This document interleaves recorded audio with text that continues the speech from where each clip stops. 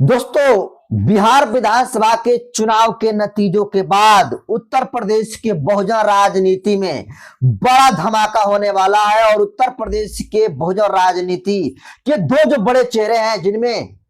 नाम लिया जाता है एक नंबर पर बहुजन समाज पार्टी के सुप्रीमो, इस देश के आयरन लेडी से मशहूर बहन कुमारी मायावती जी, और दूसरा नाम है भीम आर्मी के चीफ और नगीना के सांसद चंद्रशेखर आजाद। और इन दोनों नेताओं ने उत्तर प्रदेश में 2026 में होने वाले जो पंचायती राज का जो चुनाव है, 2027 में जो विधानसभा का चुनाव होने वाला है, उन चुनाव को मद्देनजर रखते हुए कमर कस लिया है। और कमर इस तरीके से कस लिया है कि दोनों नेता अपने अपने पक्ष में माहौल बनाने की कोशिश कर रहा है और बड़ी बड़ी जनसभाओं को, बड़ी बड़ी रैलियों को संबोधित करने का काम कर रहे हैं। और अभी आपने हाल ही में देखा कि किस तरीके से 9 अक्टूबर को माननीय कांशीराम साहब के स्मारक स्थल पर उत्तर प्रदेश की राजधानी लखनऊ में बहन जी ने जो रैली किया, जो विशाल जनसभा को रैली किया, और उस रैली में जो जन सैलाब उमड़ा, आज तक वैसा किसी भी भारतीय राजनेता की रैलियों में भीड़ नहीं आई थी। और बहन जी ने इतनी बड़ी रैली करके एक नया लकीर पारने का काम न सिर्फ उत्तर प्रदेश की राजनीति में बल्कि पूरे भारतीय राजनीति में जो है करने का काम किया है। लेकिन अब बहन कुमारी मायावती जी के 9 अक्टूबर के बाद भीम आर्मी के चीफ और नगीना के सांसद चंद्रशेखर आजाद भी पूरी तरीके से 2026 में जो चुनाव होने वाला है पंचायत का, 2027 में जो उत्तर प्रदेश में विधानसभा का चुनाव होने वाला है, उसको लेकर चंद्रशेखर आजाद बहुत ही सीरियस हो चुके हैं, एकदम एक्शन मोड में हो चुके हैं, आर पार की मूड में एकदम लड़ाई लड़ रहे हैं और फ्रंट फुट पर चंद्रशेखर आजाद अब खेलना शुरू कर चुके हैं। और इस कड़ी में चंद्रशेखर आजाद ने 26 नवंबर 2025 को संविधान दिवस के मौके पर उत्तर प्रदेश के मुजफ्फरनगर जिले में, आपको बता दूं कि एक बहुत ही बड़ा महारैली का आयोजन किया है, जिसमें चंद्रशेखर आजाद ने दावा किया है कि 50 लाख लोग जो है इस महारैली में आएंगे। और आपको बता दूं कि 26 नवंबर में जो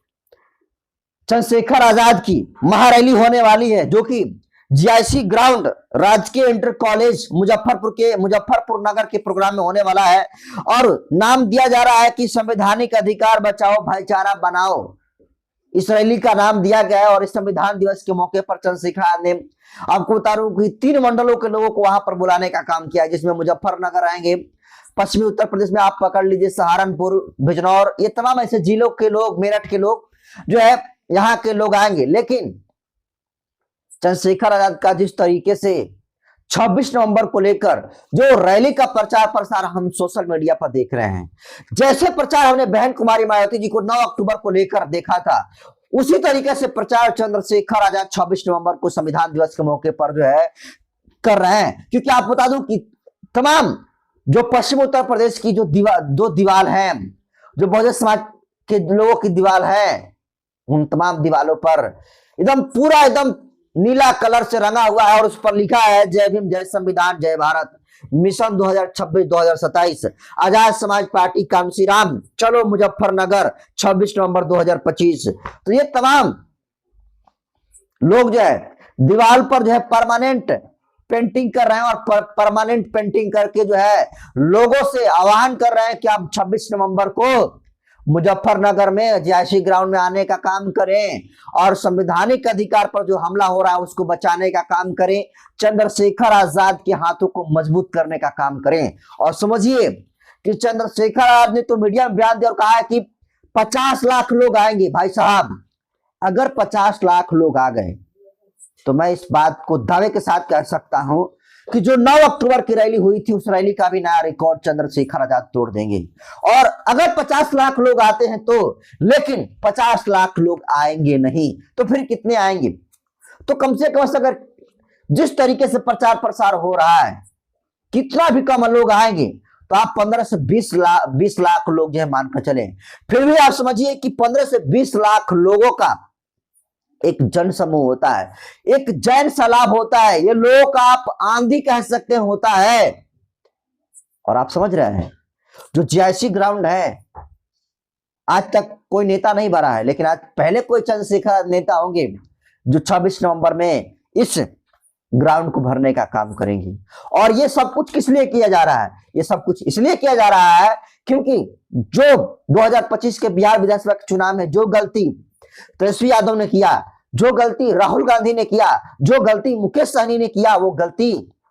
चंद्रशेखर आजाद न कर पाए, वो गलती फिर से बहन कुमारी मायावती जी न कर पाए। इसलिए दोनों नेता अपने अपने पक्ष में 2026 और 27 के चुनाव को मद्देनजर रखते हुए माहौल बनाना शुरू कर चुका है। और जिस तरीके से ये दोनों नेताओं का जोश प्रचार देखने को मिल रहा है, ऐसा लग रहा है कि 25 में बहन जी अच्छी खासी सीटें इस बार लाने जा रही हैं। चंद्रशेखर आजाद इस बार बड़ा फैक्टर के तौर पर 26 और 27 के चुनाव में उत्तर प्रदेश में आते हुए दिख रहे हैं। और बहुजन समाज पार्टी के जो समर्थक हैं वो तो लिखना शुरू कर चुके हैं कि 2027 में 2025 जो सीट आएगी, 2026 सीट आने का दावा तमाम बहुजन समाज पार्टी के समर्थकों के द्वारा किया जा रहा है। और देखिए 9 अक्टूबर के रैली के बाद जिस तरीके से चंद्रशेखर आजाद ने 26 नवंबर को 3 मंडलों का जो लोगों को बुलाने का काम किया संविधान दिवस के मौके पर, संविधान दिवस के मौके पर चंद्रशेखर के बड़े प्रोग्राम के बाद उसको ठीक करो, बड़े प्रोग्राम के बाद बहन कुमारी मायावती जी भी बाबा साहब भीमराव अम्बेडकर के परिनिर्वाण दिवस के मौके पर नोएडा में बड़ा कार्यक्रम करने जा रही हैं। और ये कार्यक्रम में भी कहा जा रहा है कि एक बड़ा जन सैलाब बहन कुमारी मायावती जी को देखने के लिए उमड़ेगा। तो आप समझिए कि 9 अक्टूबर के बाद बहन जी 6 दिसंबर को बड़ा प्रोग्राम करेंगे नोएडा में। और दिसंबर से पहले चंद्रशेखर आजाद ने जिस तरीके से एक्टिविटी को दिखा रहे हैं, जो चंद्रशेखर आजाद ने कमर कस लिया है, आप समझ लीजिए कि चंद्रशेखर आजाद की इस नए चाल से तमाम बीजेपी के बड़े बड़े धुरंधर, तमाम समाजवादी पार्टी के बड़े बड़े धुरंधर और सिकंदर जो कहे जाते हैं और जो रणनीतिकार कहे जाते हैं, वो जो है परेशान हो चुके हैं। और वो चंद्रशेखर आजाद की इस नई चाल से और बहन कुमारी मायावती जी के चाल से घबरा गए हैं। और ये वजह है कि दोनों बहुजन नेताओं के छवि के ऊपर हमला हो रहा है। तो कभी बीजेपी से जोड़कर इन नेताओं को बताया जा रहा है, लेकिन सबको पता है कि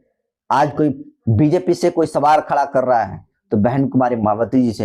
जी हैं, चंद्रशेखर आजाद हैं। लेकिन जिस तरीके से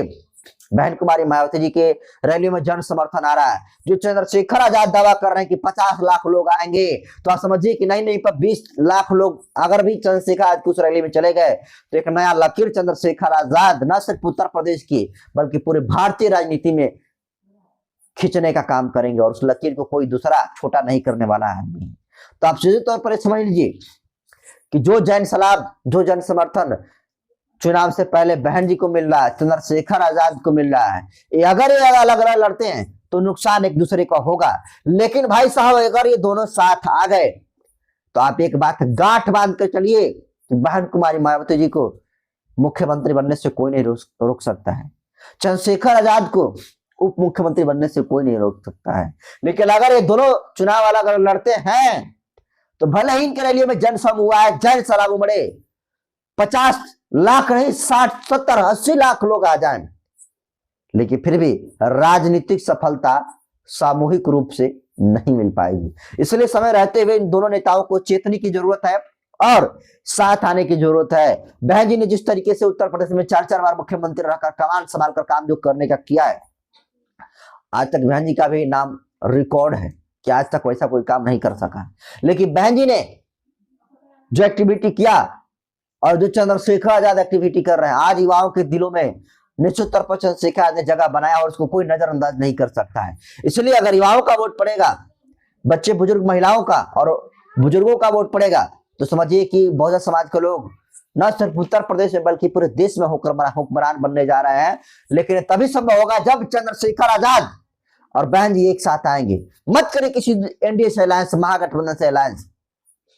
तमाम एनडीए और महागठबंधन के बड़े बड़े नेताओं के दांत खट्टा करने के लिए चंद्रशेखर आजाद और बहन कुमारी मायावती जी का साथ आना ही काफी है। इसलिए दोस्तों इस वीडियो को ज्यादा शेयर करिए ताकि ये दोनों नेता एक साथ में आए और हम लोग को सफलता मिले। लेकिन जो चंद्रशेखर आजाद ने दावा किया है कि 26 नवंबर को 50 लाख लोग आ रहे हैं, आप चंद्रशेखर की इस दावे को कैसे देखते हैं? क्या आपको लगता है कि चंद्रशेखर आजाद का ये जो रैली होने जा रहा है 24 नवंबर को एक नया लकीर पारने का काम करेगा? आप इसके बारे में क्या सोचते हैं? अपनी प्रतिक्रिया कमेंट सेक्शन में जरूर दीजिए। बहुत बहुत धन्यवाद।